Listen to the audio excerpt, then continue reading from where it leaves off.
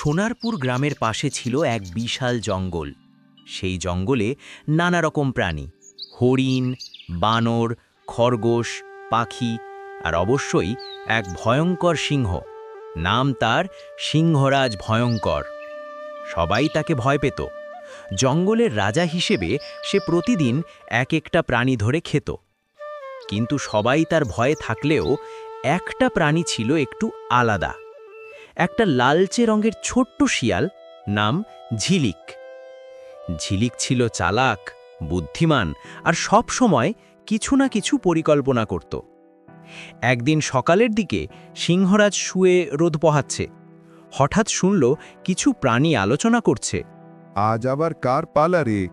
আজ বোধহয় আমার নাম উঠবে ভাই। সিংহরাজ যদি আবার ক্ষুধার্ত থাকে, আমি শেষ। আমরা যদি সবাই মিলে কিছু একটা করতে পারতাম, এইভাবে তো জঙ্গলে কেউ টিকতে পারবে না। ঝিলিক পাশে বসে শুনছিল তাদের কথা বলা। শোনার পর সে একটু হেসে বলল, একটা সিংহকে ভয় পাওয়া যায়, কিন্তু বুদ্ধি থাকলে তাকে ঠকানোও যায়। সবাই অবাক হয়ে তাকালো। তুই কি সিংহকে ঠকাতে পারবি? আমি পারবো, তবে তোমাদের একটু সাহস লাগবে। সবাই একসাথে মাথা নাড়ল।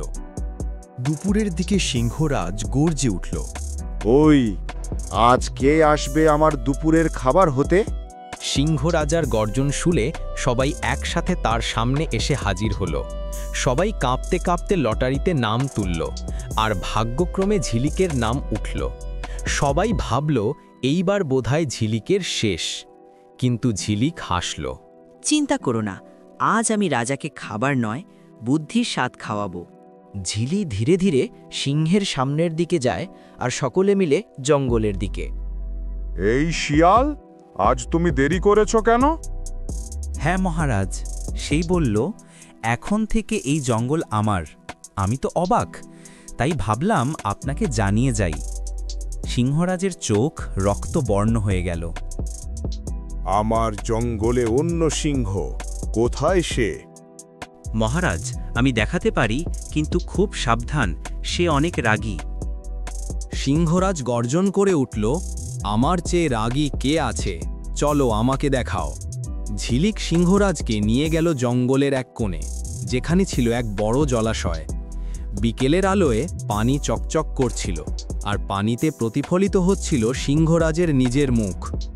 দেখুন মহারাজ, ওই যে সেই সিংহ, কেমন সাহস! সিংহ পানিতে তাকিয়ে দেখে ঠিক তার মতো এক বিশাল সিংহ। সে গর্জন করতেই পানির সিংহ গর্জে উঠল। এই শিয়াল, সে আমার দিকে তাকাচ্ছে। হ্যাঁ মহারাজ, দেখছেন কত উদ্ধত। নিশ্চয়ই সে আপনার রাজত্ব নিতে এসেছে।